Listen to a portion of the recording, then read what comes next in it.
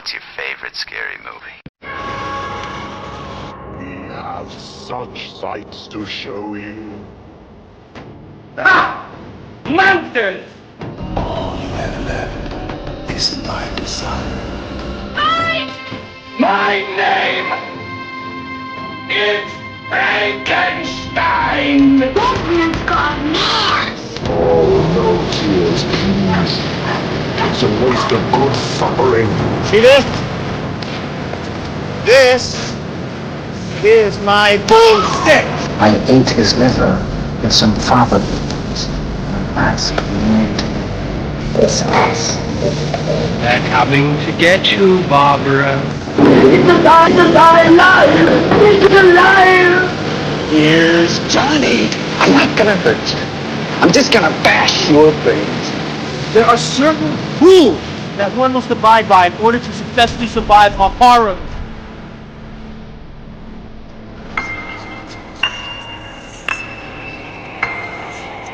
Welcome to the debauchery.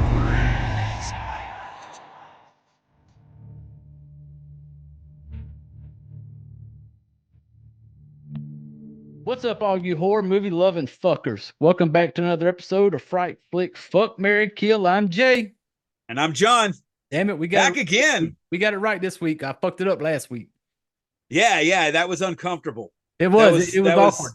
It was awkward. I was sitting there, I was like, all right, cool. Like someone missed a cue. We got to flow with it. But yeah, we got it banged out. And nobody seemed to mind because fucking just like the old 90s comedy, man, there is something about Mary because the fuckheads out there ate that episode fucking alive. Biggest. Dude.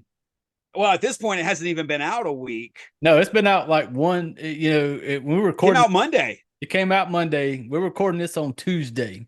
Yeah. And it's about to be the #1 most viewed show. It's going crazy. So thanks everybody for that. The subscriber count's getting closer to 100. You're at 79, I think, as of this time.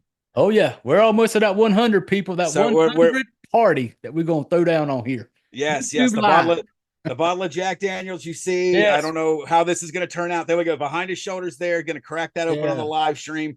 Finally get this channel banned like it has supposed to have been for a long fucking time. But he's going to do it on live, so that's the way to go out. Yeah, if YouTube's going to shut me down, they're going to shut me down live, damn it. They're going to have to. Absolutely. Somebody's got to be standing by the keyboard waiting for me. And they'll be like, okay, he said it, shut him down. Yeah, we're gonna need someone to sober to moderate that, but like it's gonna be tricky because they're gonna need to be in your house and be able to hit your mouse pad and be like, stop the live stream. Yeah. So, but that'll be a lot of fun. It will, and like I said, the numbers for American Mary have just been. Me and you both were like shocked. I just didn't. No. I didn't know it was going to be as good as it was, and all you little because that's not a new movie. It's not 2012. It's been out for a minute, and so I definitely appreciate everybody who jumped on and listened and watched the video version or whatever. And I definitely appreciate it. Did not see it coming. Totally shocked. No, apparently a bunch of fuckers out there. Like John said, there's something about Mary that just absolutely everybody jumped all over it, and and it made me because we released it on Monday. Because I kind of pushed out over the weekend, like, hey, Mondays suck. Everybody's got to ride to work on Monday, just pissed off and annoyed. But I was like, hey, we're going to drop this on Monday to make the ride a little sweeter going to work. Yeah. And we dropped it on Monday. And so I hope it made the drive to work a little better, maybe, I don't know. But which is crazy. Again, we're recording this on Tuesday. By the time you guys are watching this, the very first behind the collection video will be out where I show off some of my physical collection as well. And then you're watching this, it's at least Friday. Friday, yep. So it's at least August 9th. And so 3 videos this week. You're fucking spoiling them. I know it, right? That's what I do for the family. Don't get used to it, people. This has just been a fucking string of shit. We've been on a good run, Yeah. So don't expect 2 2 episodes a week and some special shit. Don't get spoiled. You know, I'm not about spoiling nobody. No. We grew up old school with Mama Joanne would bitch slap you back to last week. So, you know, so don't get spoiled. Just, you know, a little bit of good shit right now. But, you know, we definitely appreciate it here. We definitely appreciate people taking a little bit of time out of y'all's busy day to give this shit show a little play. So I definitely appreciate it. But yeah, housekeeping shit. You know, I don't spend a lot of time on it, people. Fright Flick FMK, all the social media, Instagram, Facebook, X. And we also have a website, frightflickfmkpodcast.com. You go to the website. It's kind of a one-stop shop. Everything's there. All the video versions. It's linked to the Instagram. You can leave reviews. There's also a little spot where you can donate a little something. If you want to slide a little bit of money to support the shit show, we do have a Patreon. It's like one basic $5 a month type thing. It's there, you know. But if you want to support, people should do the Patreon, because you're going to have to empty out that bottle of Jack Daniels.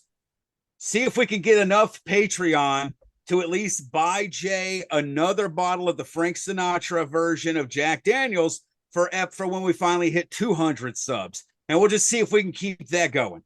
Maybe you need to do something like a buy me a coffee or something like that, where they can just send you one-time donations. There is you just led me right into it. There is also a buy me a coffee right there. When you got to start. I didn't even know you had that. You got to tell the people that. Yeah, you can do one-time donations through that. So that's rad. One-time donation on the website. It's a thing that says support. There's a link to the Patreon and there's a link to the buy me a coffee. If you want to buy us a little coffee, just one-time donation, bam. And it goes into the Jack Daniels fund behind me, because we're partying every 100 people. We got to. You know, we get 100, we're partying. We're Jack Daniels. We absolutely. get 200, we're doing it again. So, you know, we got to keep the Jack Daniels, because, you know, we don't forget where we come from here, people. No. Celebrate every 100, because that's a big deal to me to get. So I'm seeing online that bottle is roughly about $1.50, $150 for that's what I'm seeing. Yep. There we go. We'll see. I don't anticipate you getting enough donations to do that. So no, I'll be if out of nowhere you suddenly start getting bombarded with like some buy me a coffees for the fun, we'll definitely update people on the next episode. Yeah, we definitely will. Like I said, or if people like and share and get the word out about this shit show, you know, maybe the Jack Daniels will be like, hey, there you go. Yeah, we'll start sponsoring this fucking train wreck. Yeah, that'll never happen. They're not that drunk. They're not. They need to get into the barrels, damn it. Yes. This isn't Jack Daniels in 1824 or 1924. No, they couldn't associate with you. You're not PC and DEI positive enough. No, definitely not. We're both white guys that we're automatically like, we should be canceled just for that, according to a lot of people. But anyway, so is the housekeeping done? Yeah, you know, it's this fucking in the list now. Okay, good. This fucking movie, man. Visher. Hold on now. We ain't even got the fucking title out yet, and you already. I've been fuming since last night. You already trying to bash it. See? Okay, all right. I'll let you do the housekeeping for introing the movie, and then I'll bottle my rage and unleash it again. Okay, so you know, here on the show, every now and then, people, you know, we're huge fans of independent horror. We fucking love them, and whenever I come across independent type movies, wherever it may be streaming, I enjoy talking about them, because I feel like let's bring some attention to these movies that a lot of people are going to scroll past and maybe not watch them. Yes. So this one I came across on Tubi. It's free. Tubi's free. You can download it for free. You can watch it for free. It is the best streaming free app. For free, I still think it's probably the best one for a horror enthusiasts, just because of the variety.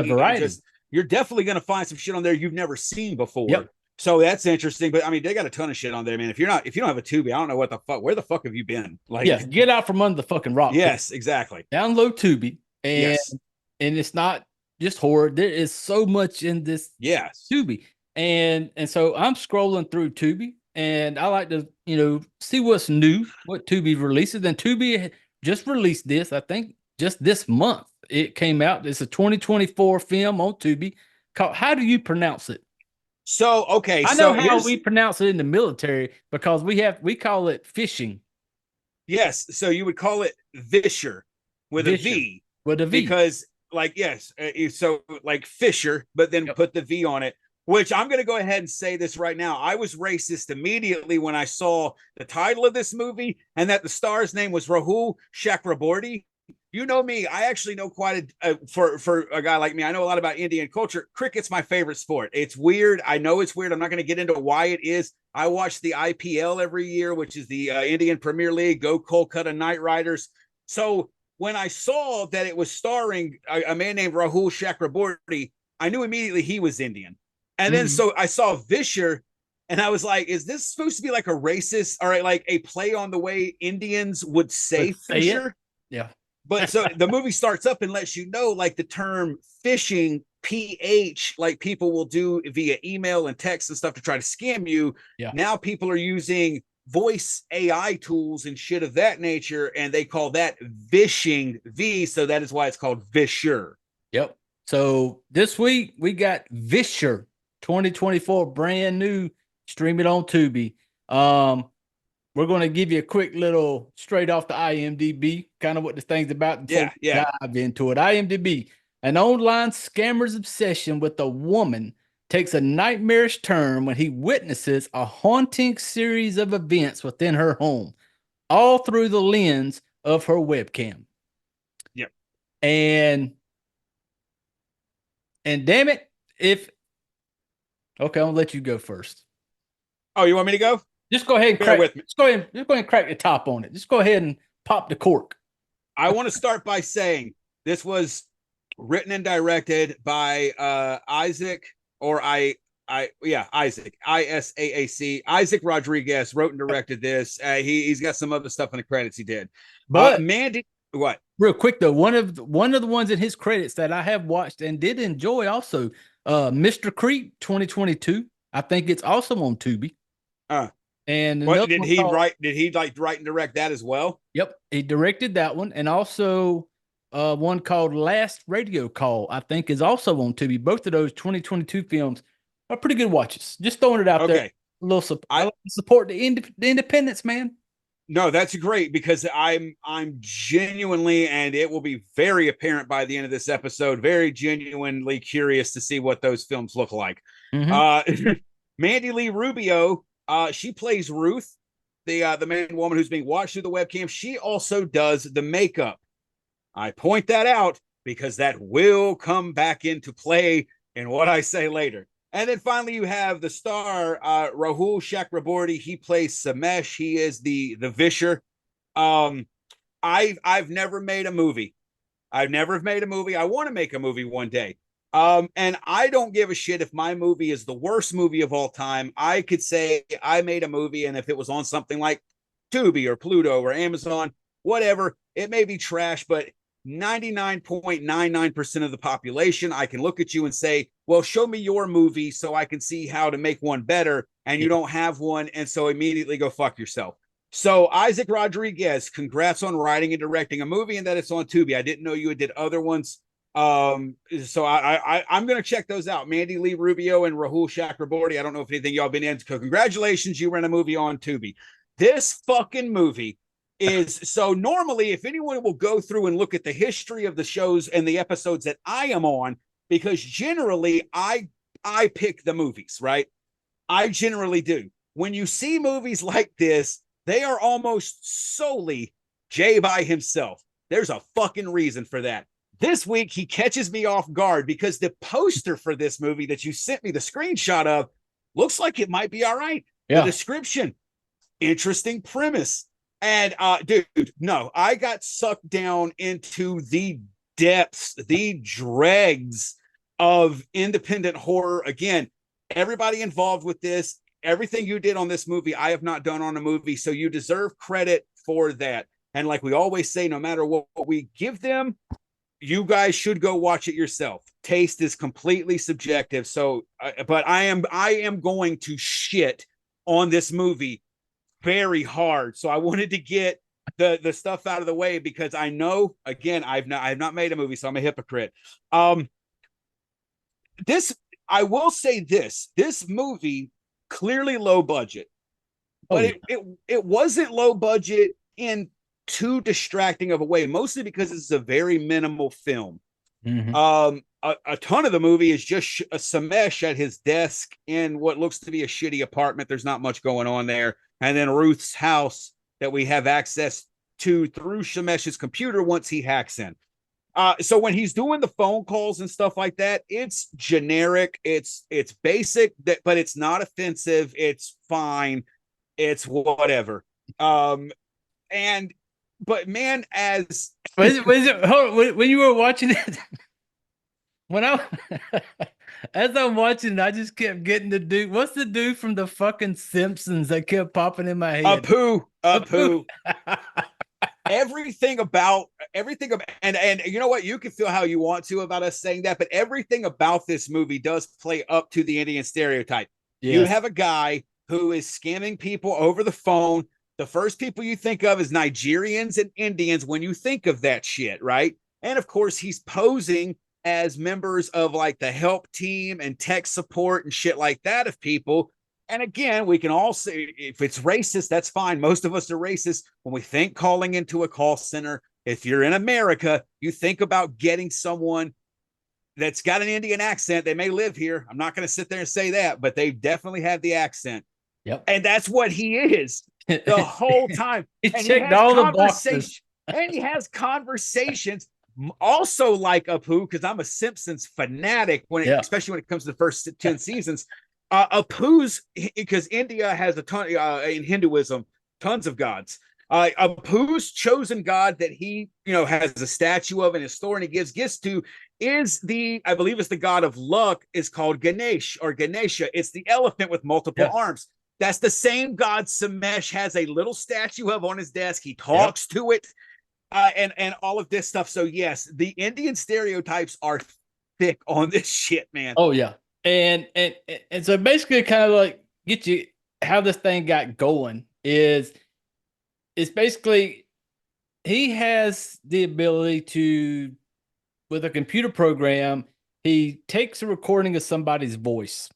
He's able to take that recording, do whatever he does, and then when he can use it to call another person. And in the beginning, he does that. He calls a lady. And he has the voice of he calls a son. He has the voice of the mother. The mother, yes. Yeah, and as he's and this part I found intriguing. I was actually oh shit. Shit. And like when it starts off and he's doing this because you're hearing this lady's voice and you're seeing his mouth and you can tell it's the guy. And he's basically like the mother talking to the son, basically saying, the dad has passed away. She's waiting on insurance money. They're going to take the house. If they don't get $20,000, he's like, okay, mom, I will wire you the money. And he gives him, here's the bank account info, just wire the money. And then $20,000 just like that. And instantly I'm just like, oh, you fucking piece of shit. Remember his fucking name. What was his name? Samesh. I'm like, Samesh, you piece of shit.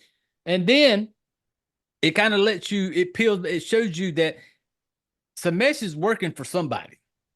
Yeah, he's got the world's shittiest burner phone. Dude. I don't know where this flip phone came from because like it looks like when flip phones actually looked like that back in the day. Yeah. Like the new ones now, you can still buy flip phones, but they're making new designs. They're sleek looking. This does not. This looks like a fucking like my first flip phone. Like it is insanely shitty. And he's getting calls. And that's when he gets presented with the next opportunity, if I'm not mistaken. And it was like supposed to be like 90 or 95K. Yep. And he was saying half. And then I guess like he's going back and forth with the guy on the phone. And he was like, we agreed to half. And it like basically he's only going to get 25%. But still, I mean, that's a big score. And so, he gets everything set to call her. And he's got like a database of voices he's stored so that he doesn't basically so that he can hide his Indian accent. Yeah. And then go ahead. The funny part is especially toward the end of the movie when this motherfucker tells Shamish, $90,000.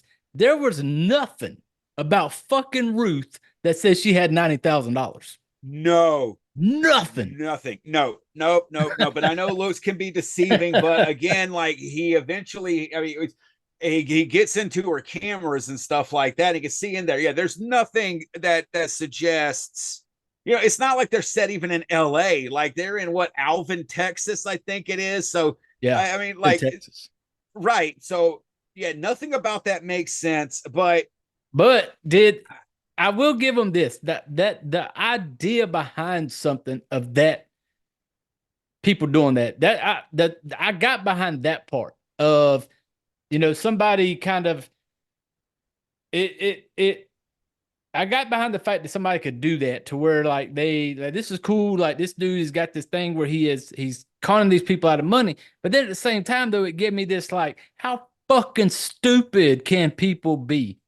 I mean, really, yes. Is there people out there, and I feel sure they are, people that are out there that are this fucking stupid to where somebody calls them up in the fucking middle of the night and it's like, right. Oh, way after hours. I was about to do an Indian accent. Shit, my bad. I mean, again, dude, it's gonna happen. It's gonna come up. Like it is what the fuck it is. Like it you know, but this, and I said this to Joe. She didn't watch it with me, but like, you know, afterwards when I'm sitting there talking about it, because I mean, I had to fucking talk. I wish we could have recorded right. If I'd have known what I was in for, I would have watched it right before we got ready to record, so that I still had the same level and like laser light focus on all the fucking things I want to bring up about this movie. None of it is very positive, by the way. No. So it's what there is a great premise for a movie here. Yeah. This, if you think about it in terms of a house, there is an insanely good foundation, and nothing else in this is fucking salvageable. I hate to say it this way, but if this is an original idea from Isaac Rodriguez, if there is a director and writer out there, and I swear, I say this again, I've never made a movie, but I got to fucking review this one. So everybody, I'm fucking sorry, hate me. That's fine. But if there's a director out there with more writing talent, more directing talent, and a little bit more of a budget, this movie as a premise does not need a large budget. What it needs is it needs more talent in with it. And I'm not trying to be a shithead, but the premise is great. And it's a even better premise where when the plot twist comes, if you take out one element that makes no fucking sense to be in this movie, and get ready to hear me say that a fuck ton this episode, that this makes it make sense, the twist would still even work. You could take the premise and the final twist, and if you put any kind of fucking cohesion between them with some more talent, you'd be fine. Dude, this movie. So the biggest thing that I noticed first off that really made me go, uh-oh, like, because I was in and then I went, hold on, I got you. Hold on. What the fuck is that? Absolutely. That was the first thing, was when it starts focusing in on Samesh's screen. So Samesh is at a computer this whole time, people. And these filmmakers in 2024 could not be bothered to get live screen footage of anything. Almost everything they show on his screen is clearly an image. When they focus, and that's the whole of the screen, nothing moves. No. Even if there's a mouse arrow on there, which, by the way, the mouse arrow is insanely the wrong size, unless Samesh is almost fucking blind. He would not have his mouse cursor cranked up to the fucking size they did. It was fucking laughable. And at that point, I just kept getting pulled out. And then, yeah, like you said, so the other thing, okay, and we can get to this because we're in describing the plot of this movie. Fucking Christ, I can't believe I used that word in describing this, the word plot. A burial plot, yes, but not a movie plot, no. He calls Ruth up to start this scam. The name of this movie is Visher. It's about using AI to rip off someone's voice and use their voice to trick somebody. The lady he talks to this whole movie, when he starts the call, his program glitches and it doesn't work. And so he has to use his normal voice. Yeah. He has to, the whole premise of the movie in how he's talking to her, it's already gone. It means nothing. He does one time converse with her as her mother after he's hacked into everything and he has access to a voicemail on her phone. But the whole con, he doesn't. She even brings up the fact that he sounds Indian and she's kind of sketched about it. She even asked him. Yes. Because she's like, he said his name was Tony or some shit like Tom. that. I think she said his name was Tom or something. And she was like, "That's your real name." Yeah, is that really your name? And he was kind of like, well, here, they like us to use like American name because it makes people more comfortable. And she's like, where are you from? And of course he says India. And yeah, because I was the same way. I'm like, the movie is called this for one reason. Somebody's going to use somebody else's voice to get some shit fucked up. But you only really get it in the fucking very beginning, in the intro. That's it. You get it in that scene, and then you get it when she fakes the phone call as well. But that is it. Yeah. That is it. And it's, it makes no sense. Like, it doesn't. That if that's the name of your movie, and again, they at the beginning, there's text that shows a definition, like on screen, of what vishing is to let you know why the movie's called this way. This and 90% of the movie, it's what it should be used for is Samesh, which maybe that would have made this way more effective, that he's trying to keep up this ruse, but he's not even really trying to keep up a ruse.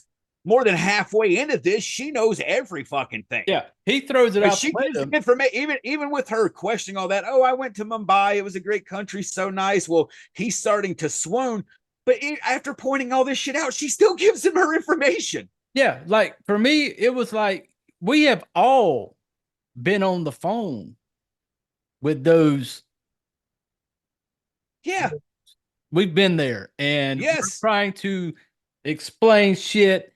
And what really kind of lost me as soon as when he calls her and the little error message goes up and he's talking to her and she basically asks him, like, is your name really Tom? He's like, no, they do this, blah, blah, blah. And she was just like, where are you really from? What's your real name? And he gives her his real name, Shamesh.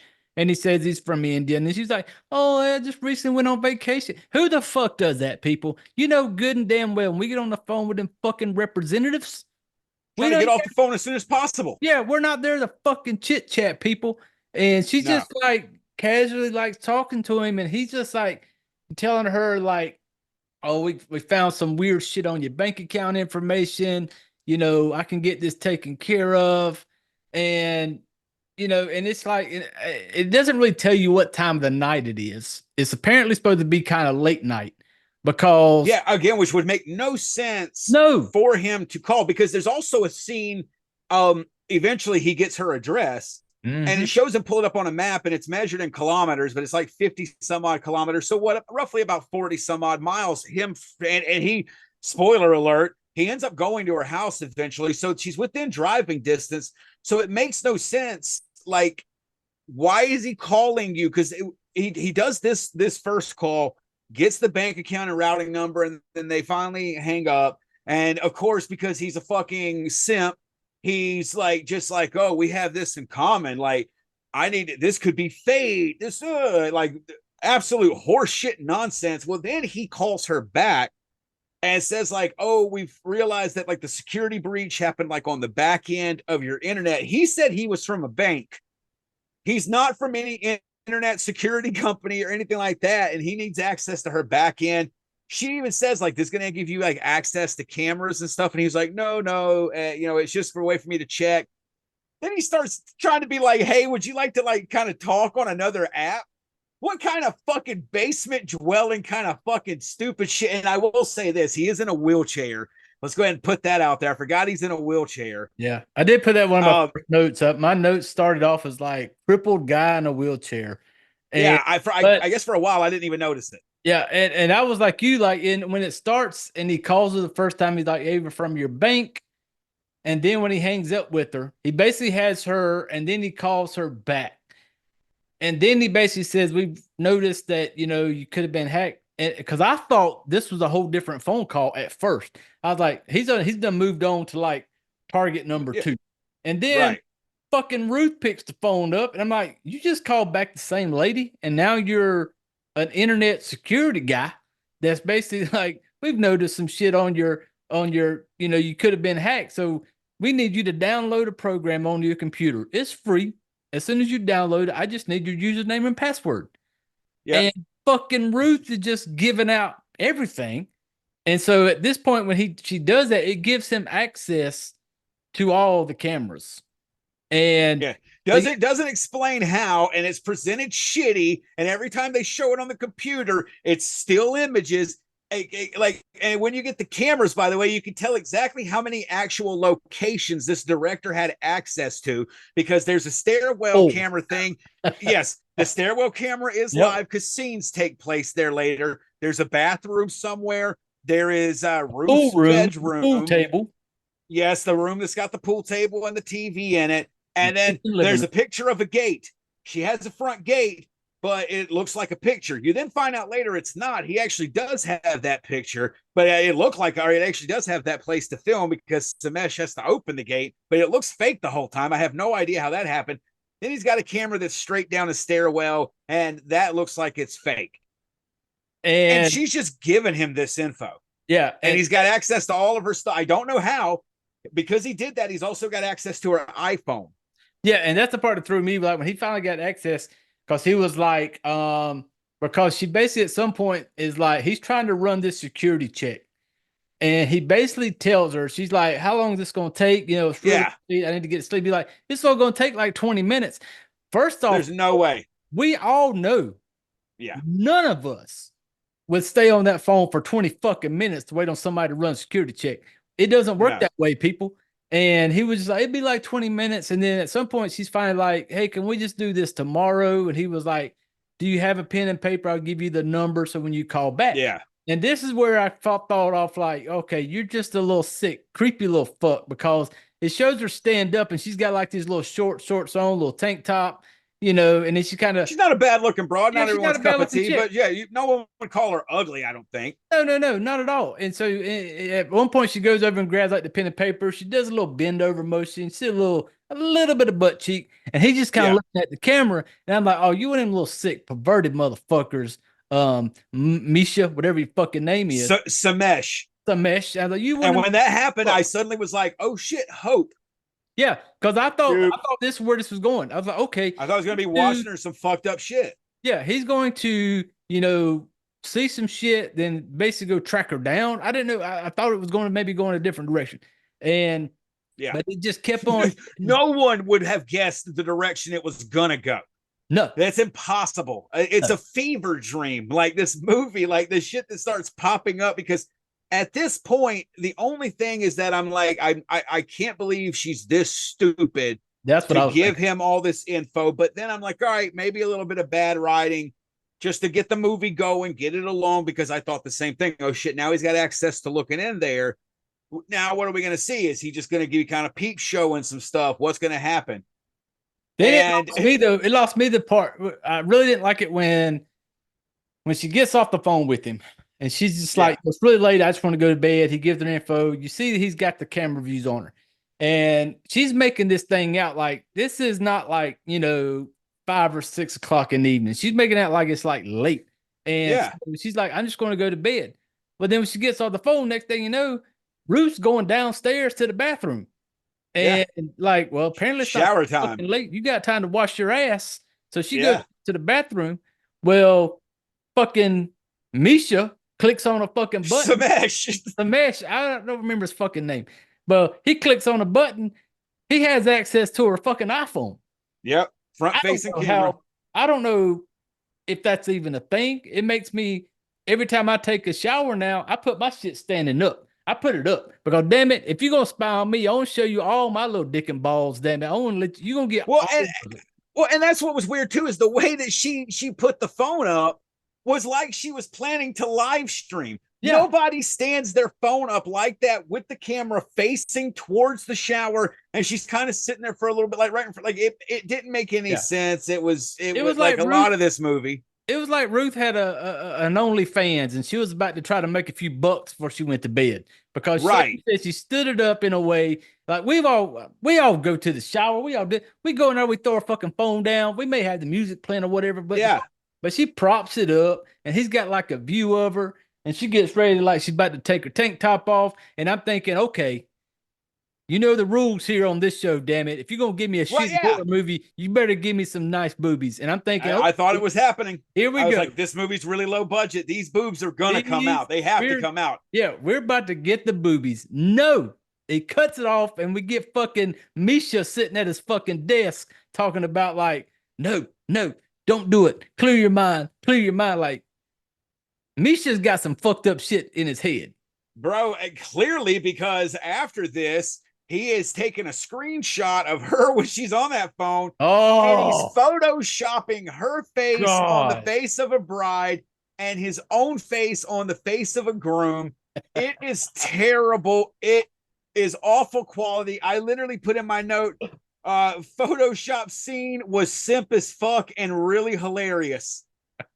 I mean, dude, that was the creepiest thing. That was really honestly the creepiest thing in this whole movie. It was because it was. It's not a short scene. No, either. It's drawn It shows out. you the entire process of him trying to put these faces on this picture, and you can tell Misha is not paying for the good photo editing shit. He didn't do free cheap shit. But when he's doing it and he's like erasing and moving shit, even in my notes after this scene, all I put was, this dude is a fucking loser. And yeah, he absolutely is. He absolutely is. Yeah. So and that comes into play with where this movie goes, because there's never at any point. I mean, you don't give a shit about. I didn't give a shit about anybody because I didn't give a shit. This movie didn't make me give a shit. It did nothing to make me give a shit or even try to give a shit. But like, who am I supposed to be pulling for on this? I don't know. Samesh is a piece of shit. Ruth's not who we think she is. When spoiler, whatever, this goes on. So because the reason that everything really starts kicking off is there comes a point where fucking Ruth goes to bed, and she is in bed at this point. Of course, he's still watching her, and of course, little fucked up Mishi guy sitting there, sick as fuck, still clicking through the cameras, because on his computer you see the different cameras that she has, and as he's clicking through, he just randomly, you're going from the pool room to the living room to the stairway, and then at one point he comes across a screen. When he clicks on the camera, you see like a head looking down the stairs, like the top of the stairs, like this little, like a girl looking down at the stairs. And it's not a terrible shot. It really isn't. It's sufficiently creepy for what it's trying to purvey. Yeah. And and so he gets this little view of this person that's in her house. Yeah. And Rachichi, being the fucking hero that he is like, I gotta protect her, because now they've had a phone call. He's one of them fuckers that you try to be nice to him, and he just they take it as a hope. Like, they're like, oh, there's hope. Yeah. Like, so no, you can't be nice to him if you're not. He will take literally human kindness and politeness as a sign that you like him. Yeah. This kind of guy. This guy has. There's no telling, honestly, how many restraining orders he already has against him. Yeah. Like this dude. Yeah. Could you imagine that, I bet his little trash can next to his desk was full of just tissue where he just whacked off to just random chick. This dude definitely has an anime body pillow. Yeah. Like that. It's this kind of dude. Like that. He's that. I mean, everything you think about, like literally like the dreg, like incel, like person. When you think of that, like the most like fucking example of it, that is him. He's balding right through here. He has a fucking shitty comb over. Yeah. So go ahead. The only thing fucking Rachichi was missing was his fucking mama's basement. Like absolutely, like if he would just showed his mama come downstairs and be like, "Hey, the beefaroni's ready. Come and get it." You know, Yeah, that's what that would have honestly made me actually like feel better, because I'd be like, all right, cool, we're playing up to the fact that we're not supposed to like this dude, because there's nothing likable about this guy, even before he starts hacking her fucking phone and spying on her. But yeah, so this is where he finally vishes again. And because he has access to her phone, he can go into her voicemail, and there's one from her mom, and he runs it through his system that's not a real system, but it is literally just a series of GIFs and JPEG files on a screen to make it look like a computer system's running. He's able to call her as her fucking mother. Like, I'm not gonna let this go, because there's I've had to do enough stuff, like between previous podcasts, you've done stuff for this podcast, to where, you know, if you need certain things art-wise, graphic design-wise done, there's tons of websites and shit out there to get this stuff done at not insane costs by people who know how to do it. There was genuinely the biggest effort in this movie was the lack of effort in this movie. It seems like it's crazy, but like it was like he thought everybody watching this movie was as dumb as fucking Ruth. like that none of us knew these things exist. I mean, even the computer program pictures he had, the user interface, even for something that was like crowdsourced, wasn't a real program that some people hackers just developed. This looked like something out of fucking Windows 98 era. Yeah, it was. Yes, and because she's got an iPhone and all this other shit going on, believe me, if you looked at his computer screen and looked at his cell phone, you would think this was a movie set in the fucking 90s. Yeah. His keyboard, everything in his place looks like it's from a different fucking age of time. But so he calls her as her mom, and it's like, oh, I'm scared. You know, I had a bad dream. Go check and make sure your doors are locked. So does that, and then he does a thing where he's like, oh, I called earlier and you didn't answer. Okay, first of all, you have an iPhone. You would have seen if someone called. So he's a fucking, I know his cell phone can't do that. No, because his cell phone like fucking was, you know, came out when, you know, Bush Sr. was still fucking president. Yep. But on her iPhone, she could see a call log. And so, but she doesn't question it. She plays along like, oh, I was talking to someone about some identity issues, and then like in the mother's voice, that's very important. You should hang up the phone right now and handle that call him right now. Handle that right now. Yeah. And I'm like, dude, I can sense your fucking desperation through her mom's voice, dude. Yeah. Chill the fuck out. You have access to her cameras. You're gonna see skin. Yeah. You can dude. It was like he was scared she was going to meet somebody that night and he was going to miss his chance, because when he made that comment on the phone, he was just like, you should handle that right now. And I'm like, no, she's not going to. And then she goes upstairs, and I thought she had just went to bed. And I was like, okay, she kind of blew mom off. Well, then no, we get dumb Ruth calling. She does call him back. Calling fucking Mashishi back up on the phone, and she's just like, can we, you know, want to take care of this? And then they start becoming like almost like fucking BFFs. So here's the thing, right? So he gave her a reference number earlier. Now, anyone who's dealt with customer service on the phone knows what a reference number is. You get disconnected. That's the internal number, so you can get back to it. She calls this number back. And it's like, hey, I was speaking with someone earlier about some like possible whatever stuff. And he goes, yes, that was me. No reference number. Anytime you call into a call center too, now there was no hey, press 1 for this department, press 2 for Spanish. None of that. Straight to him. Yep. He says it. And yes, like you're right, because like I'm sitting there like, she was, when he was talking about the app and stuff, like moving it off, she was like, oh, I don't want to give out personal details. That's ridiculous. That's the only thing she wants to give out is personal details. Like, I'm surprised you were not like, hey, you know, like, you know, what's your sign? You know, like, what's your astrological sign? Well, she was like, well, you know, since my social security number is 123786165, you know, and my bank account's on this, I identify more as a Pisces. Like, she's that fucking retarded. Yeah. but I was like, but then the note doesn't want to talk about personal details earlier, but then chatty as fuck when calling him back in the middle of the night. And then she unloads a lot of shit because yes, her mental issues. There, and she's just kind of like, he tells her, and he kind of starts unveiling to her, like, he has access and shit. But she goes, and she tells him, you're going to think I'm nuts. She goes, ever since I moved in here. Yeah, he hasn't revealed it. He hasn't revealed it yet. No, I forget how he gets on about like there kind of be a crazy night or whatever. She starts spilling the beans, and then that's when she's like, "I've got this video." Yeah, he brings her cameras. He's like, "Do you have security cameras in your house?" And she's like, "Well, yes." And he's like, "Well, the security cameras could have been something." And he was last night, "Do your neighbors have other Wi-Fi?" And he's like, basically saying that the webcams could cameras could have been how she got. Yeah, and she was like, and he starts talking to her, and she was just like, "No, I had to put them in when I moved in." And she goes, I felt like, and he kind of like asked her about it. And she goes, "You're going to think I'm crazy."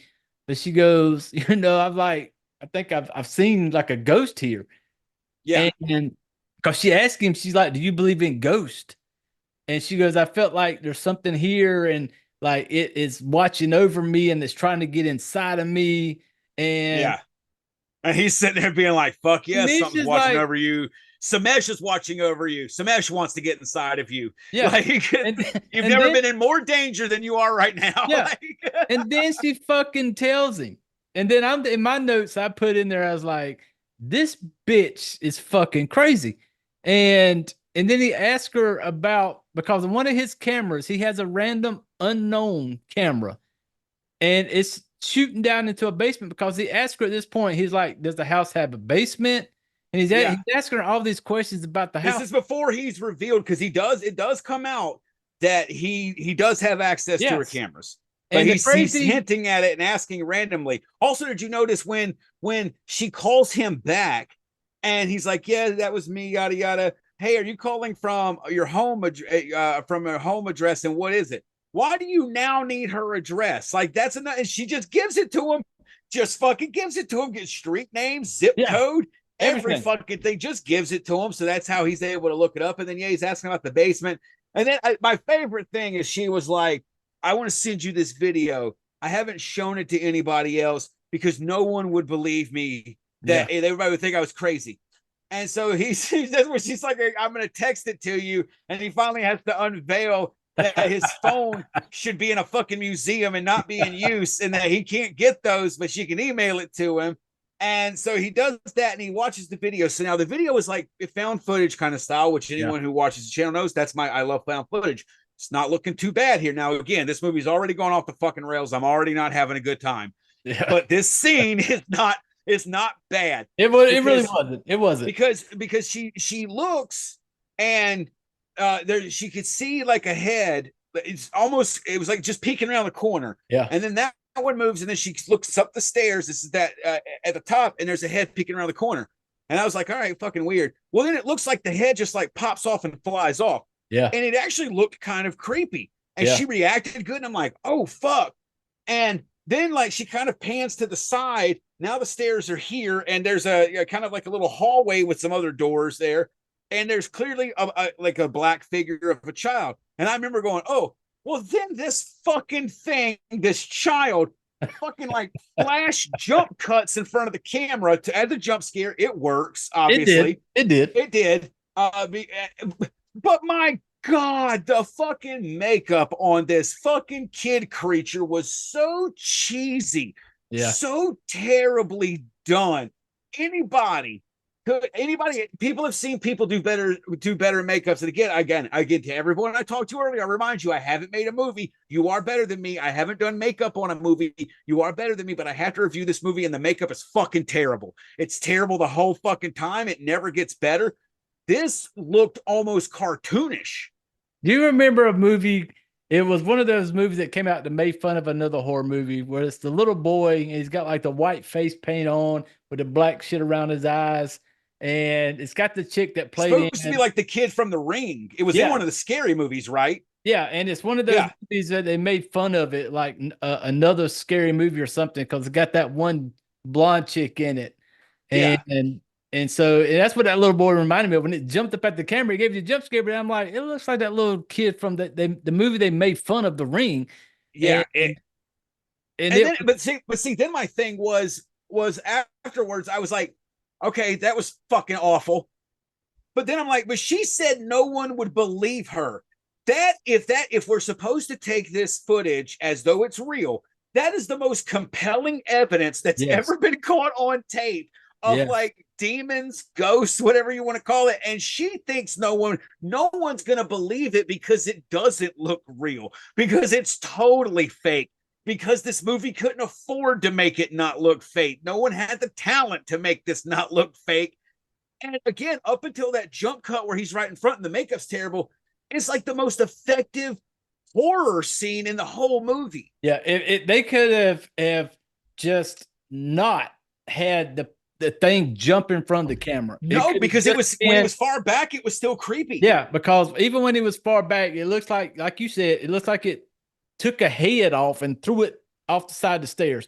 And then it shows a part where he's looking at a hallway type thing, and it's like a figure of like a little boy. They could have left it there.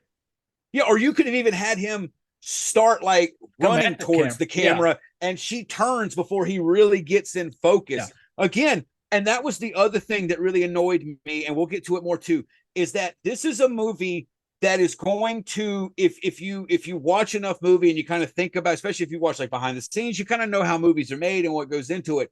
There was a lot of ways to make up. You didn't need to have shitty facial makeup in this scene. Yeah. Because exactly what we just told you could have done. Again, I know I haven't made a movie. This is the armchair quarterback, but it's fucking true. Yeah. It's really true and very easy. It would have taken less effort to have done it right. Yep. So that sucks, and it's whatever. And so eventually throughout this whole conversation, to kind of rush it, because it gets scattered with going back and forth on shit, it does completely come out that he does have access to her cameras. I wrote that. She takes him revealing he has access to her camera system really well. He literally told her it wouldn't give him access to her cameras, then revealed he lied about that. And now she trusts him to use her camera system to help her play detective. Yep. Because that's when he reveals it when he's talking about that basement staircase, and she says there's not one. And that's what got me, because he's like, is there a basement there? And she's like, well, no. And I just recently bought a house. Basement does not get overlooked, people. No. That's a perk when it comes to certain houses, Yes. And the fact of like, she's like, no, it has no basement.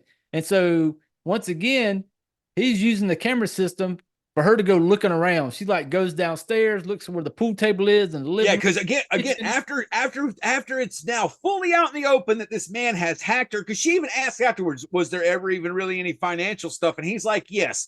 And Ruth just believes him. He only lied about hacking into my cameras. He definitely didn't lie about fucking getting access to my bank account. And so, go ahead. Another part I didn't like was when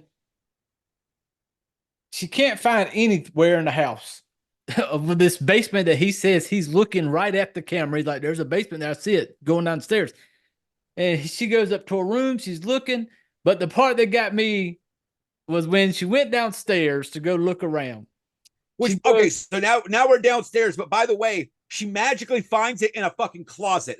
It's not hidden. It's not behind some door she can't access. She moved some coats and suddenly realized that she does, in fact, have a staircase to a basement. But before she found it in her closet, remember she went downstairs and Ruth got on her hands and knees and was looking under the fucking pool table. That's right. Yeah, she was looking under the pool table. Like there was going to be some was the pool table there? Did you move in and there was already a pool table there? And like, dude. And then when she gets upstairs to her room, he's just like, and Shamish is like, look in the closet. And she goes to the closet, and damn it, lo and behold, there's a bonus basement. Yeah, nobody knew about. You got a deal on this house, lady, because nobody knows about the basement you have. And she goes down into this basement, and then it starts giving you like some creepy he's talking to her. The power goes out for some reason. Yeah, and you can only hear her for a minute, and then when it comes back, her face is like looks like she's frozen upside down, looking kind of possessed. Yep. And talking all fucking weird to him. Yeah, and then go ahead. No, because I was like, when the power went out, she was like still going into the basement, and he's trying to talk to her, and she's like, "No, I got my phone on video, and I'll use the camera phone. I'll use the light on it." And when she's down there, you hearing like this whispering sounds, and she's making these comments about like how warm it is down there, and you're hearing all this shit. And then he asked her, he was like, "Do you want me to call the police?" Yeah.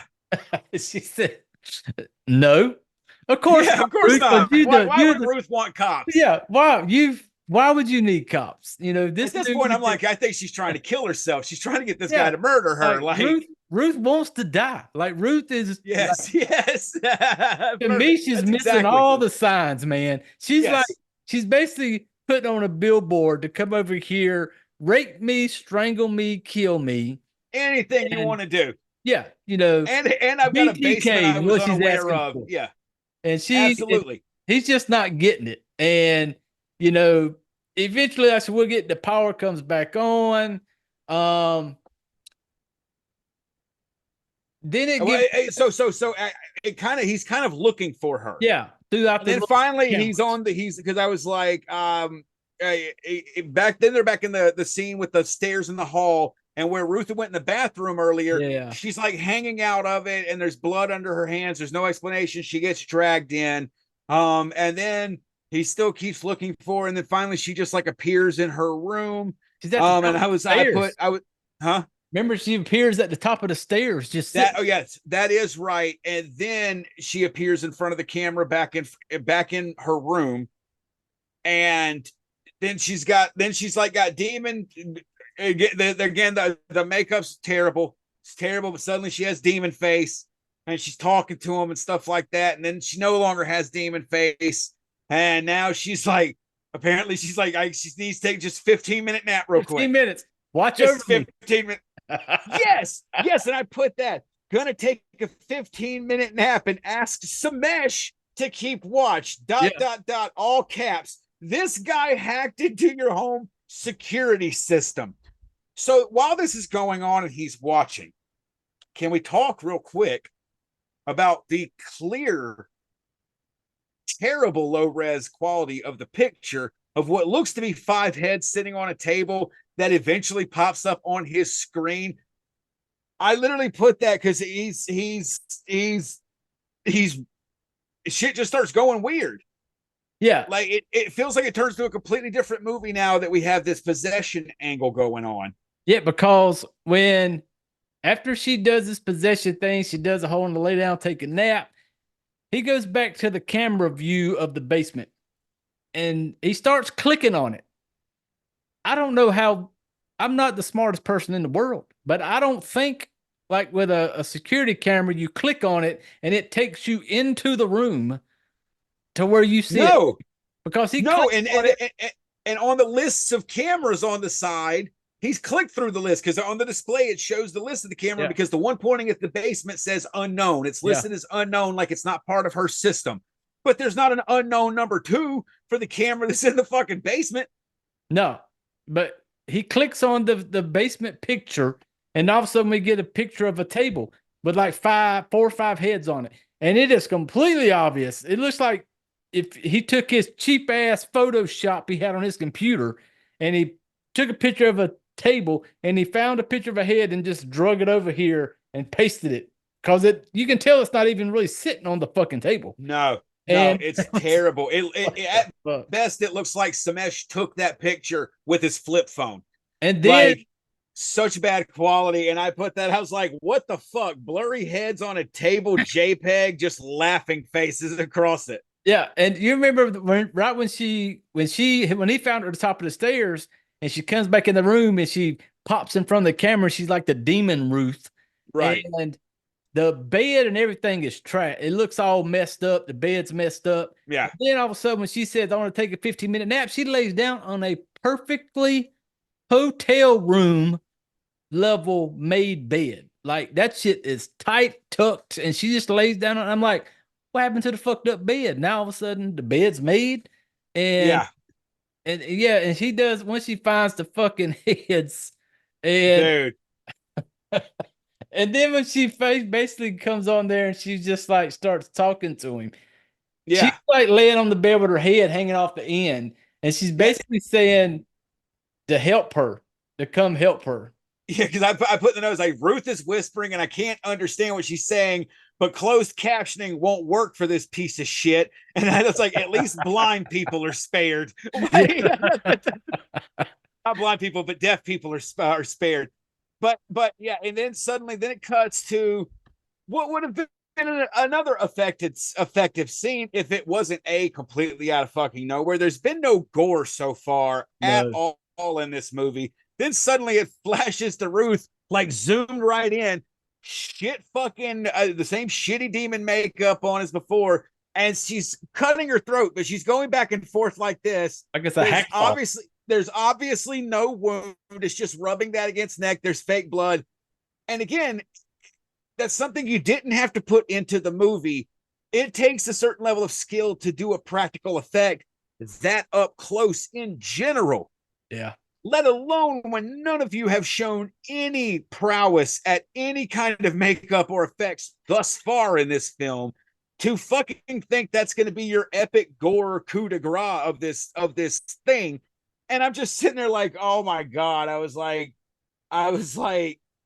she's slicing her own throat, and I've seen better effects at Spirit Halloween. Yeah. And at this point, like Samesh can't take it no more though. And I literally put Samesh just rolling to the rescue because of the wheelchair.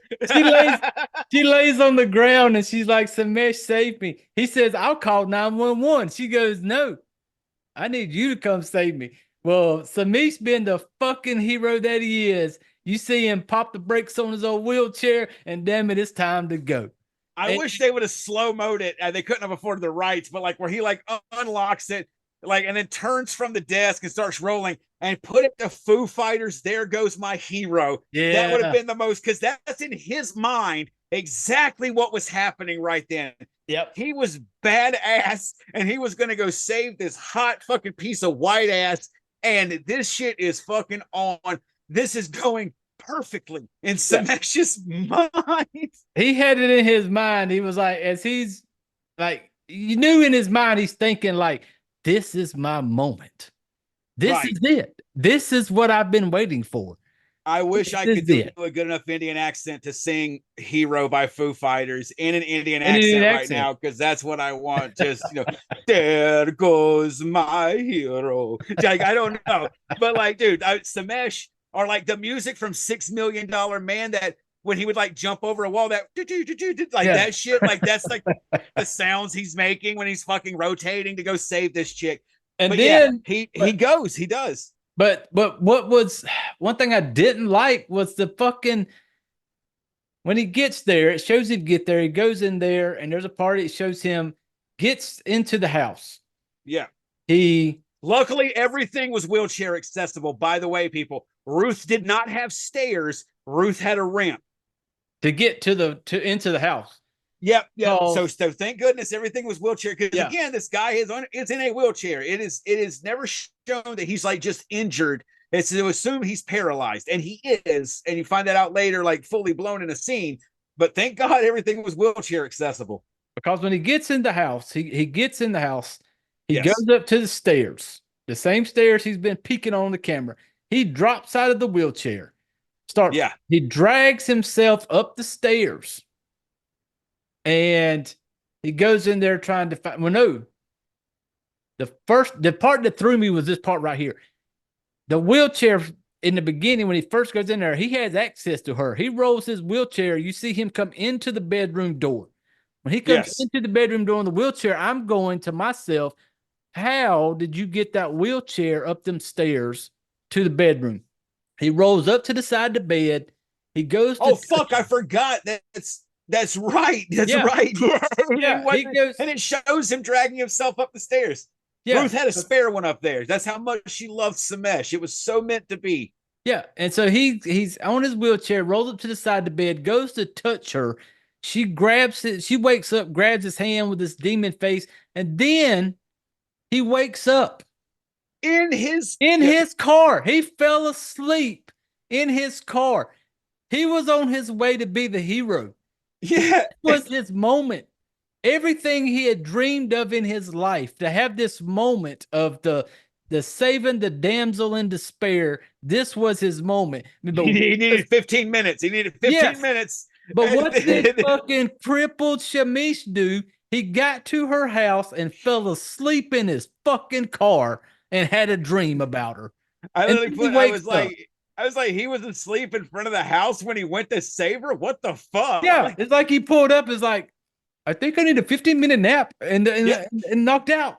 And I'm just like, and just needed to. But again, let's also, right after this is when it shows him go through the gate. So this is the first time the image of the gate on the camera, the entrance gate to her house looked like a picture the whole time. Yeah, clearly it wasn't. And but Samesh has the key to unlock the gate. He had the code. It was a push button code. Oh, okay. Yeah, but I'm still trying to figure out where the fuck to get that. Like when he got to the gate, it was closed. He goes up to it, and you see him pushing the buttons to open the gate. And I'm like, it doesn't explain that. I guess they assume he just scammed it off of her or whatever. And so then he goes in, and go ahead, because this is where he goes. There's nothing that we've said so far that will prepare you for what the fuck is about to happen and how fucking even more out there this movie gets. Yeah, because when this time he's in the house for real. He gets to the bottom of the stairs. He falls out of his chair, drags himself up the fucking stairs. You see him dragging himself into the bedroom to where he's seen her at. And you hear like this sound of footsteps coming. Up behind him. You don't know anything. And next thing you know, it gives us the most clearest 4K looking video shot of the whole movie. Yeah, I was like Indian tombs. Yeah, I was like Samesh is flashing back the stock footage of India. Yeah, like just this basic. You could tell this was like free to use footage. Yeah, that you they got found this stuff on on there. Google of like these little random clips of India, and it's like nice and clear images and shit of these statues. And you see the statue, this little of this elephant. He's been fucking the Ganesha. It shows that. Yeah, and then when he comes to, he's back in the fucking living room, and the raunchy ass camera quality is back, and he's sitting there in his little wheelchair. And basically, Ruth waking him up, basically saying, slapping the shit out of him. Huh? Did I freeze there or did you freeze? Oh, I think there may have been a freeze. There may have been a freeze, but what were you saying? Because I didn't get it. I said when he wakes up in the living room, he's back downstairs in his wheelchair, and Ruth's slapping the shit out of him. Basically, and he's taped. His hands are taped to the armrests. Yeah, she's like, "Do you know who this woman is? Do you know who this woman is?" On her phone, and apparently, she's got the demon. She's got what is now clearly, legitimately demon makeup. Right? She's still in demon form, but now talking to him as regular Ruth, not possessed Ruth. Go right ahead. And she's like, "Do you know who this is?" And she's got her cell phone and she's showing a picture and basically says it's her mother. And she basically, the twist to the movie is she says, "You conned my mama out of her life savings a couple years ago. And because of that, the shame and depression, my mother killed herself." And I put in my notes, I was like, this is a revenge thing. This has been a revenge plot to where Ruth has set this thing up to get Shamish over to her house to basically get rid of him because he scammed her mother out of some money. The twist that just did not like, so far out in left field, And I do enjoy a good twist in a movie. Don't get me wrong. Well, and this twist would work if that was the so this twist. So when you get this twist, you then realize why was anything paranormal, demon related? Why was any of that fucking needed? Okay.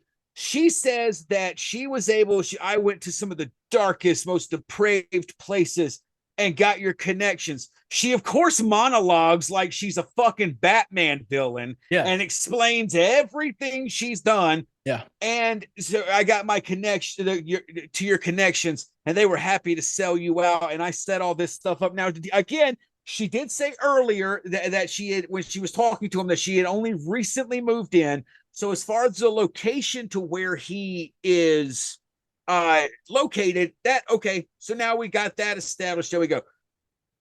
Why was the paranormal even needed?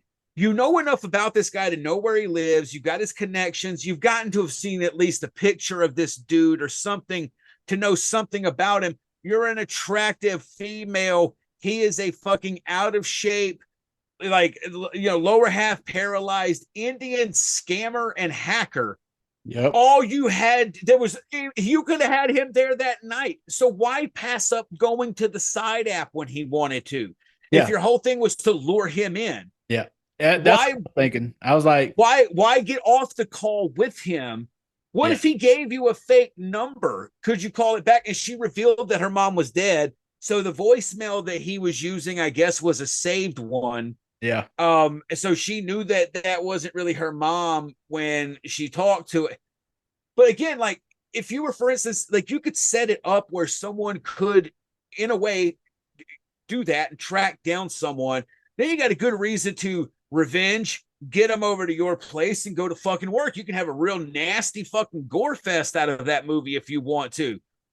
But the fucking ghost and shit don't. Yeah. And the other thing was, at one point when he sees the demon at the top of the stairs or whatever, the entity, he just saw Ruth was in bed. So if this was a scheme, who's the other person in her house?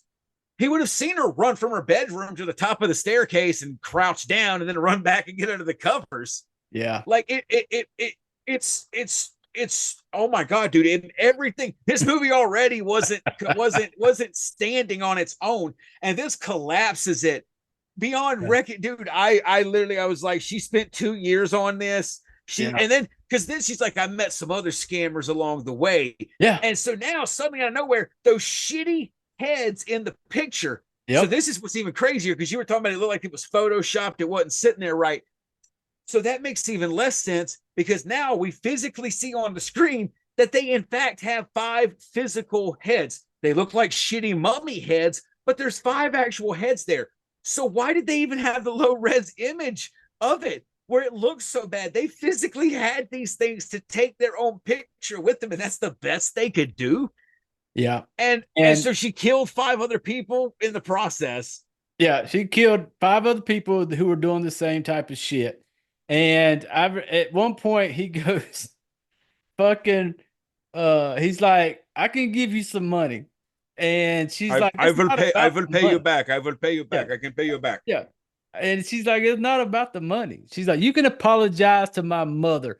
Pulls out a Ziploc bag of some fucking dead mama ashes.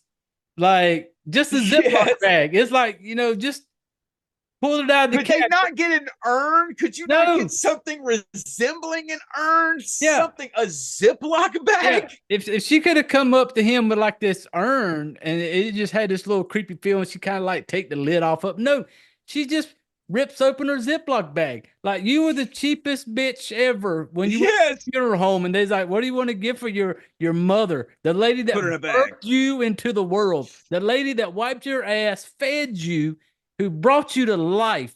What do you want to do? And she's just like, I brought my Ziploc bag, just throw her in here. Yes. And so she goes up to him, and she basically is going to try to take the ashes of her mother and shove them down his throat. And then in this little motion of her trying to do that, some of the ashes flies up in her eyes.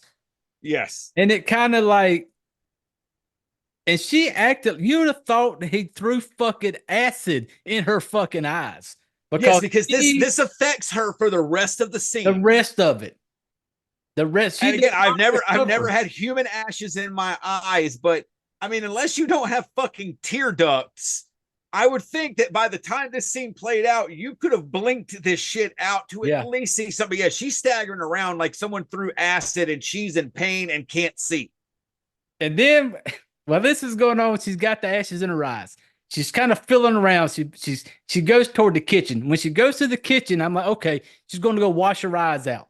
She's going to wash her eyes out, and she's going to be good to go. While she's stumbling to the kitchen, Shamisha's over there. He pulls out his little fucking elephant statue, and he starts using that thing to cut the tape on the wheelchair. Nothing on this statue looks sharp, by the way. No. Imagine a porcelain statue. You could get it cheap as shit, and there's no sharp edges. And that's when I was like, Ganesha statue doubles as escape knife. What the fuck? It's like you worship it, and it's like a Gerber knife at the same time. It's and it didn't take him long. No, that bad boy. Not only did it have a sharp edge on it, it was a very sharp edge, and Samesh was able to get through that black tape real good. Then we have a game of cat and mouse where she has a butcher's knife. Samesh is crawling on the floor. Everything below his belly button don't work. But the part that really got me is when she went in there and got the knife. And this time he's still in the chair trying to cut loose. She takes the knife and makes a stabbing motion on one of them heads that is on the kitchen counter. Like, damn it, Ruth, you know good and fucking well Rashish is not fucking 4 feet tall and you stabbing him in the head. The fucker's in a wheelchair. But she stabs his fucking head and like, I don't know. And then she goes over to the wheelchair. And then he does this little fucking ninja move to get out of the way. He slides right out of the chair. So again, they're literally working. They're working around like a single kind of largish sofa. Yeah. Right. And Samesh can't walk. Samesh is all fucking elbows and forearms on the floor. And she's missing him as she's stabbing at him with this knife. And it's not cut well. It's not shot well. And he manages to hide on the other side of the couch and is able to catch her from behind. And I was like, a paralyzed man is beating her at cat and mouse, but she was savvy enough to track him down online. And then I put right next after that, rear naked chokehold. It's in deep. Samesh with the W. Because he does out of nowhere, he gets her back and fucking UFC fucking chokeholds this bitch to her fucking grave. Yeah, because like when he originally got away from her out of the chair, he crawls over to behind one side of the couch because it's like an L-shaped couch. He gets to like the back side of the couch. She walks past him and she's just, once again, Mama's ashes has fucked her eyes up. While she's walking, he turns around, makes his way toward the front door, gets to the front door and opens the door. She makes her way over to the front door. And then when she goes to make a stabbing motion, he's not there. And she, at this point, still has not regained any type of vision at all. Like you, at some point, at least it would be kind of blurry. Like she'd be able to see a fucking. You would be able to see a mass. Yeah, a body mass across your fucking floor. You would see a blur, but no, she is completely apparently blind. And so when she goes to the door, he's not there. And then I'm like, damn, did he get out already? But then that's when he jumps into the UFC, baby. And fucking just cranks that soldier boy, and like she is fucking gone, and he kills her, and then he's then getting ready to leave. Right, Ruth's dead. All right, and he comes back and puts some of her hair in his hand. She's dead now. I know she hasn't been dead long, but she is dead now. And smells it, which is creepy as shit. And we're reminded yet again that we weren't supposed to be cheering for anybody involved in this movie. No. Samesh is a fucking freak. Ruth's a fucking, she's a freak for doing all of that shit. Yeah. And then it cuts to Samesh In the kitchen. whipping up some dinner. He was just like, this is something my mama used to make me. And when he starts doing this, I'm just like, in my mind, I was like, is he gonna hang out with this dead bitch? See, And I was on the other thing. I was like, oh my God, here we go. Like, oh, everything worked out good. Now he actually does have a girlfriend and he's learned his lesson, and they're gonna try to redeem this utter piece of fucking shit right here in the final scene, so that we're like, oh, Samesh was the hero. yeah, Nope. he comes up to the kitchen table with the little plate, and it shows Ruth. He literally has. How did fucking his crippled ass get her up off the floor, sit her up in a chair? How? I don't know, because she's sitting up in the chair at the kitchen table. He's made a little plate of food. They're carrying on the conversation. Well, And he is. She's is. not saying anything, but yeah, she's he dead is. as fuck. And I wrote, I was like, he is cooking for and serving dinner to her corpse. ... Will he bang it? hey, and then he like then makes a comment. Yeah, she's sitting there at the table, and he was just like, I'm glad we're not fighting anymore. And then he was like, they're upstairs now. They're in the bed. Spooning. Once She's again. facing, her dead corpse is facing the camera. Yeah, He's got she the is back snug, and dead. he's talking over her shoulder. Her eyes are still open, and she's dead as fuck. And I'm Yeah. sitting there going, how did your crippled ass get her up them stairs into the bed? But here he is spooning. And he was just kind of like, this could be our corner of the universe. We could stay here together. And I wrote on this one, he is spooning her corpse. Will he bang it? Yes, because he says, you mentioned at dinner that you may want kids someday. Yes. He says, that's my dream too. And he says, before it goes off, maybe we start that dream tonight. Yes. Which let us know, in credits, we let us know that Rachichi was about to bang that dead fucking body. Right. And literally the movie ends right when it actually got interesting. Yeah. As soon as it got to that part where I was like, oh, he's going to. Well, I won't say that's not the first time, because it got interesting once or twice before and then just shit the bed. Yeah. And then it gets interesting with that. Yeah, that's it. The movie's over. Okay, I'm gonna let you go first. What are you rating this thing? Oh, it's a fucking kill, man. It's a kill. It killed. I'm killing it as dead as fucking Ruth was, laying in that bed about to get fucked by. Oh, so getting that old fucking mean Samesh, getting Sameshed all. He's gonna Samesh her all night long. But I'm wondering. He couldn't move. I wonder what type of crippled, paralyzed was he? Was he like couldn't move from the waist down? Like, did he have I don't know. Maybe he had. Is he one of these dudes that had a pump installed where he just like pumps it up because he's fucking numb from the waist down? This movie wants us to just assume he naturally drug a corpse up the stairs and drug his wheelchair up the stairs and all this other stuff. So they don't even want us to ask questions about how he's gonna fucking bang this corpse. Yeah. I'm curious to see. I'm not sure where your rating's at. I'm curious to hear. So I'm gonna fuck this movie. Get the fuck out of here. No. and here is why. If outside of horror, some of my favorite movies, I love stuff that is so bad it's good. Yeah. It's not everybody's that way, and everybody has a different example of it, but obviously, there's some examples for anyone who knows about like the typical so bad they're good movies. You froze. And if anyone like yeah, okay, I'm in South Carolina. We're doing this while this tropical storm's coming in. So if we froze, we're just going to keep bouncing on through with it because fuck it.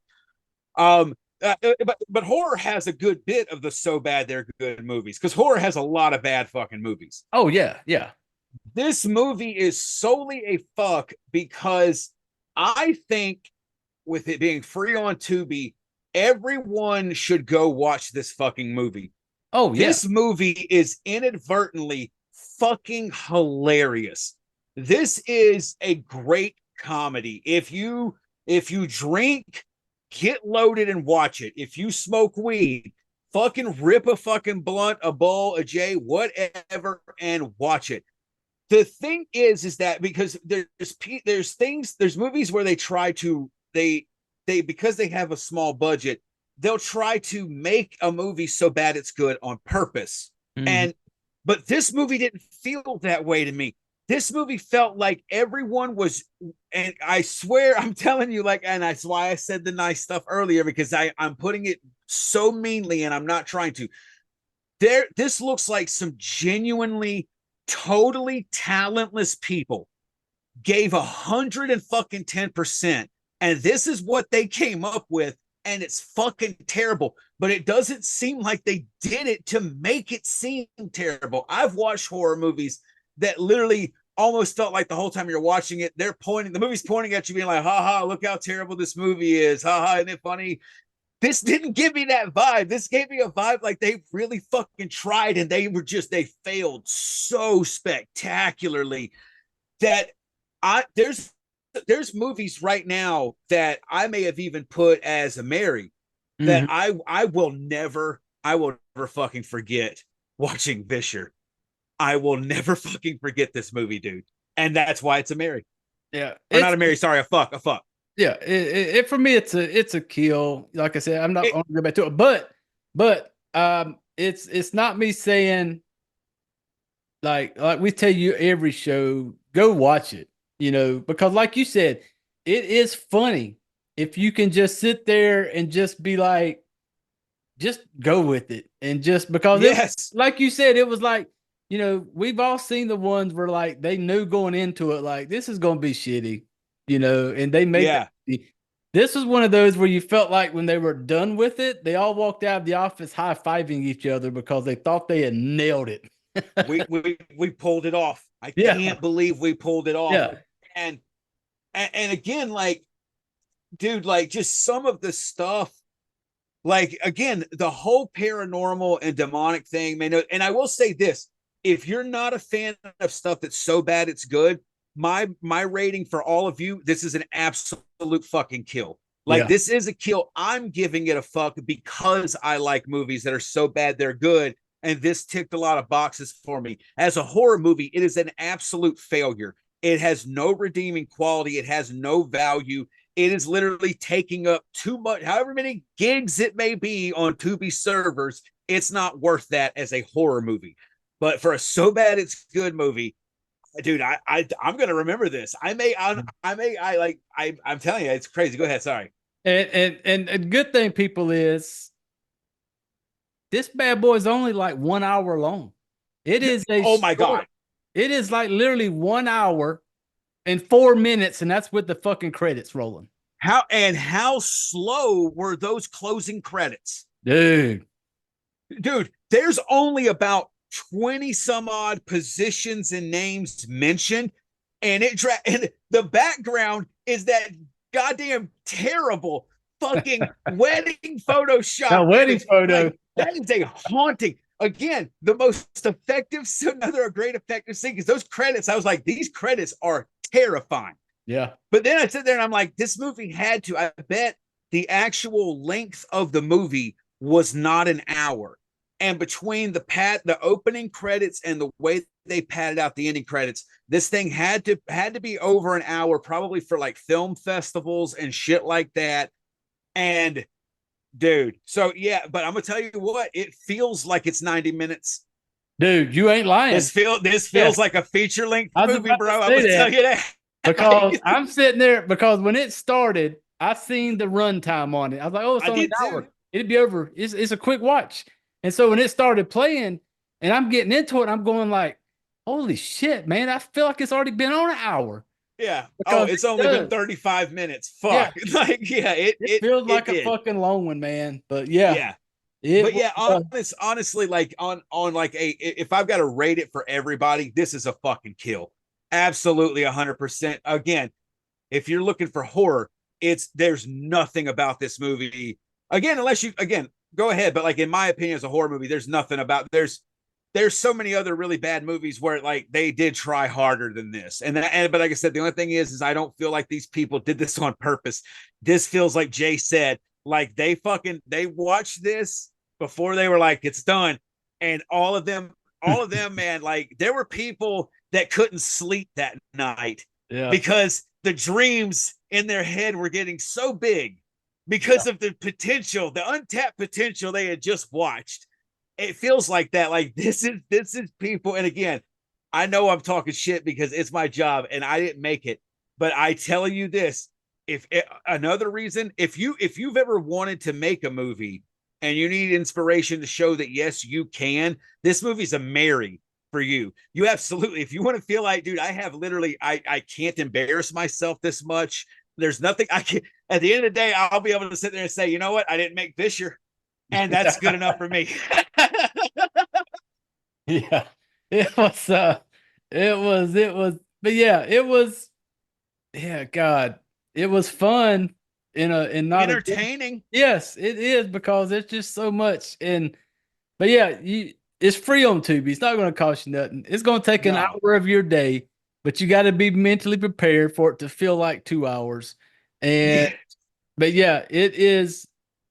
Do not go into it with any type of hopes and dreams of thinking that, because the cover is going to fool you. You're going to see the cover and it kind of gives a little creepy vibe, but you're still trying to figure out, you got this picture of an eye with a fly on it. I didn't see one fucking fly the whole damn movie. No, and again, like it shows an eye on the cover, but it's named Visher because they're fishing people using manipulated voice, but they have an eye on there because he gets access to the cameras.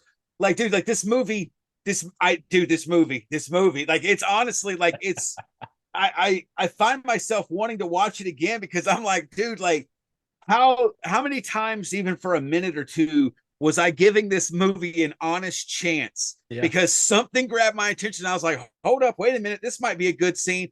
And it just fucks it all up. Just fucks it up so bad. Because it does. It gives you, there's a couple times to where I thought like, okay, this could be something. And again, the premise is great. It's a great premise. Yeah. And then it just shits the fucking bed. And again, I think if you took the paranormal aspect out of it, you have a great premise that would have worked as a revenge if you made it solely about revenge. And you don't need any of the paranormal or the demon shit in there. And let her get a hold of this dude. Even if you don't want to make it a gore fest, still some light torturing and a kidnap element there. What she's going to do, that's a fine movie. We got something there. If you want it to be paranormal, then this guy should like have access to her cameras, but has to figure out inventive ways to try to keep contacting her, to not blow his cover, but try to help her with what's going on. I mean, again, that's where I'm just like, that's what's so frustrating about it. Cause like I said, I'm not some fucking great critic when it comes to plot holes and shit like that, but Jesus Christ, these things are fucking just warning signs from miles away. And I remember asking Joe, I was like, I don't know how Jay found this movie. I was like, it took me a minute to search for it because I went to like Tubi's new, it was not there. I went to like horror, it was not there. The only way I could find this fucking thing was by typing it to search for it. So like even Tubi, like to the normal person, but like I told her, I was like, he has fucked up his Tubi algorithm so bad. I was like, if he ever wants to abandon horror and still use Tubi, he'll have to completely delete that account and start over. I was like, because if it's suggesting this shit to him, I was like, I'm terrified. That has got to be one of the most fucked up algorithms. I mean, the people in Tubi monitor his algorithm because they're like, look at this shit. Yeah. Look at what he watched it. We gave this to him as a fucking joke and he watched it. And like Dude, He went it was down the crazy. rabbit hole. He took the rabbit hole and ran down it. He went down that. Bro, I bet the views on this thing could be counted in the dozens, maybe hundreds, and you and I contributed to it. But again, if you think it sounds fun, again, as long as you're not wanting a legitimate horror movie, there's fun to be had here. And again, with that short of a runtime, and I would almost like, this is one of those I could see, like, maybe later, like if we figure out the live good, if we could figure out some way of doing a watch along where people could watch along and you and me kind of rip the fucking dog shit out of this movie while it's occurring, that would be something fun. Like that's something you could do with this movie. I kind of wish that there was channels that cover so bad they're good kind of shit and make fun of it. Like I hope this would gain traction one day, because it's almost like a masterpiece in the fact it's a disaster piece. Like it is so perfectly fucking terrible. It's like normally when a new episode comes out, I'll post a couple days ahead of time to give everybody a heads up to go watch the movie. But for this one, I don't know if I want to do that. I feel like I need to let people hear us before they watch it, because I feel like if they watch it, they're going to be like, I'm not even listening to that fucking show. I mean, honestly, because the thing of it is too, is like, it doesn't have a Wikipedia, right? It has an IMDb. It has one review on IMDb. Okay. When I checked a day or two ago, I clicked in, it had reviews. It's just stars, but it had no written reviews. So if someone has written a review, what would they give it? Do you remember? They were bragging on it. They liked it. Oh, then that's somebody associated with the fucking movie, and they won't convince me otherwise. They were talking about how it was like a good way to show what to do with little. Like basically, like, this is an example of what you can do with you don't have a lot of money type shit, No, it's not. No, it's not. No, it's not. Again, there's some decent scenes and stuff in there. This, like I said, this movie, maybe Isaac Rodriguez should just not write. Maybe I at this point, I'm telling you, I'm going to go find those other movies you mentioned, because like I said earlier, I have to fucking see them now. Yeah. Because how do you think those compare to this? Do you remember them well enough to be able to say? Mr. Creep, I remember pretty well, and I know you just said you thought you liked them. Yeah, so. I both of those movies. I'm not marrying them type movies, but I enjoyed watching them. I didn't watch those, and then having the way we ripped on this one. With those, I didn't really have that feeling. Like with this one, it was just like, as soon as it starts, you're just like picking at shit, just like so did the other movies look and feel as low budget as this one? I don't think Mr. Creep did. Mr. Creep, because that's what's crazy. And then I know, like, we need to wrap it up, but this is kind of like this is what's kind of irked me even so much about it, is the fact that it's almost like you could, if you could Frankenstein a decent, not with the actors, not with the dialogue, not with that stuff, but with just the premise and a few of the beats that it has, you could make a good movie. You could Frankenstein something together. And again, like the effects, right? Like all of the money they would have had to have spent on makeup and effects were solely used for the demonic / paranormal part of the story that was completely unneeded. Look at him and look at her, and he has access to her web cameras. He knows what she looks like. Dummy, how easily do you think she could get him to her house? You don't need to have a ghost to do it. Yeah. Yep, it was. You could have even strung it along for a few days or weeks to where she kind of scammed him or some shit. Like there's stuff that you could do there, but yeah, again, man, like dude, like I honestly, at the end of all of it, I was really happy you suggested this after like I had it, because I was like, this is the type of stuff that I would have gotten tricked into, like on my own time, like maybe trying to look up a trailer for this. But if there is a trailer for it, it would have showed footage from this movie, and I wouldn't have fucking touched it. Yeah, I didn't look at the trailer. Cinema. There's a trailer. Yeah. Like when I came across it on Tubi, there's a trailer, but I didn't watch it because I feel like I don't like doing trailers. I usually go back and watch the trailer after I watch the movie just to kind of see what they show. But I didn't mess with this trailer. I still haven't even watched the trailer for it. There's no way the trailer's pointless because there's no way it could properly advertise this movie. There's no way. There's like 16 different movies going on in here. None of them are good. None of them,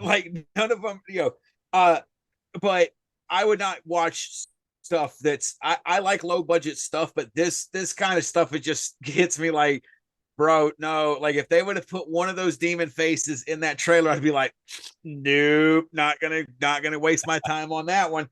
I came across it, and I came across it on just going down the rabbit holes like I do on Tubi. I'll see one, I click on it, it's like, you know how it does, like, you may like this time, and you click on this one, then it's like, you may like this one. And I was down a rabbit hole. You know, when you get far down, you having to hit the back button.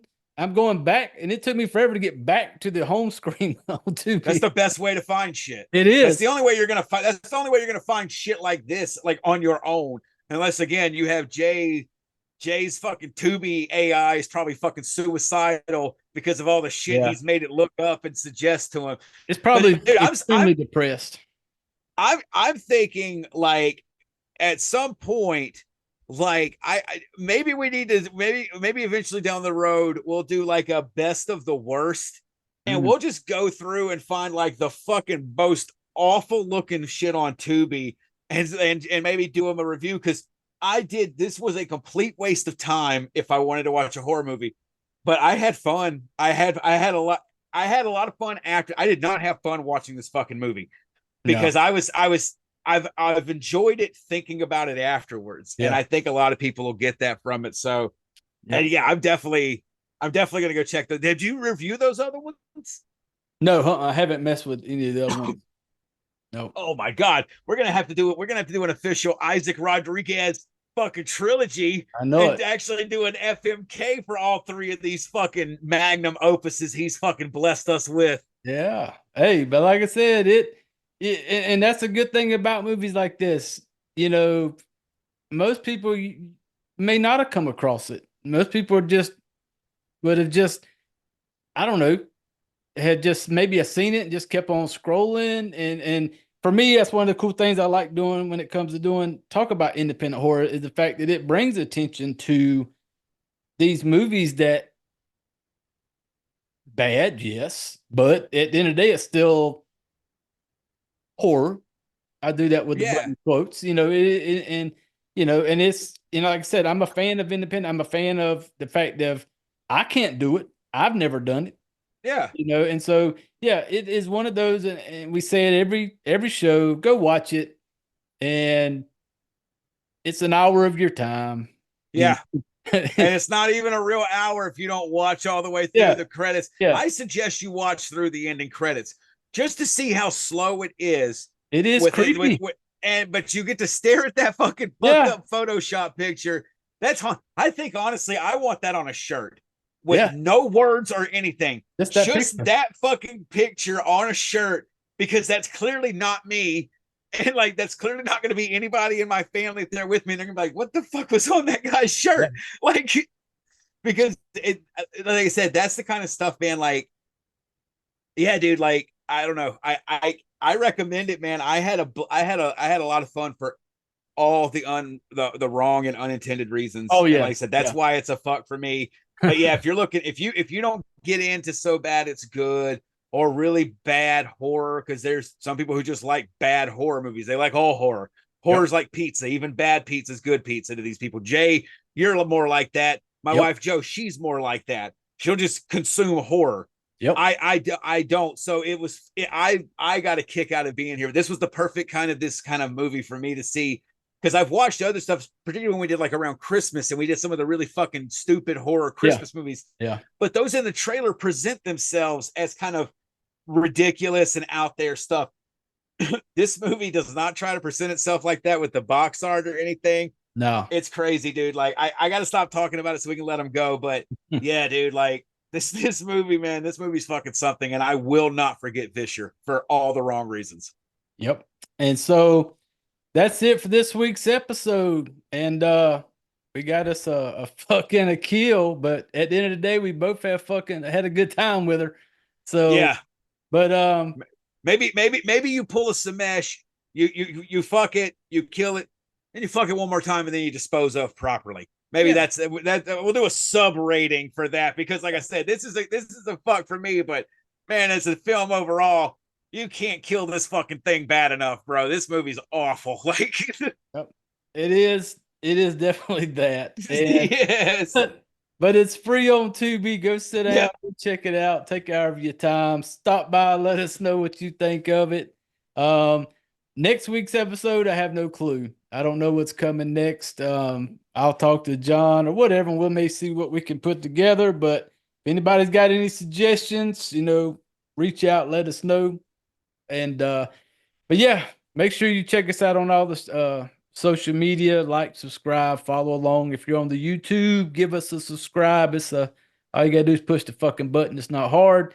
And you can go to frightflickfmkpodcast.com and there's the link to buy a coffee. We need $150. I know for a fact we're not going to fucking hit it, but I think it'd be funny. I think it'd be funny if we did.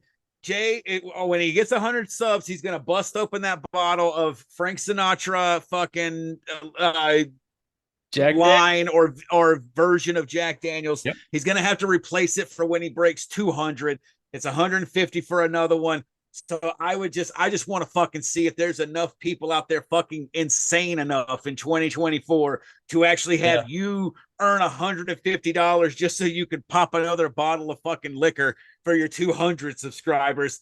And we haven't hit 100 yet. So. Hey, we got big dreams here, people. Big dreams. Big dreams and empty bottles. Damn right. A whole lot of empty bottles. Yeah. But yep.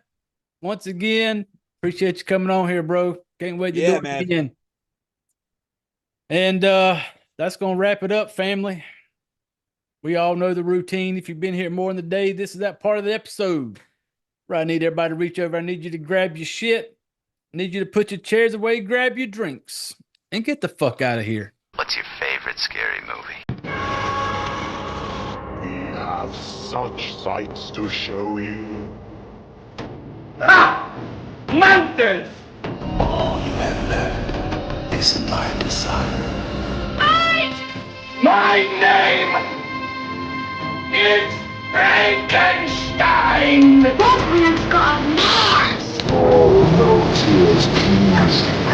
It's a waste of good suffering. See this? This is my boomstick! I ate his liver with some fava beans. Nice community. This ass. They're coming to get you, Barbara. It's alive! It's alive! Here's Johnny. I'm not gonna hurt you. I'm just gonna bash your brains.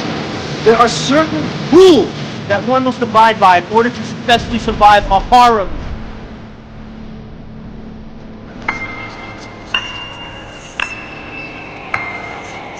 Welcome to the debauchery.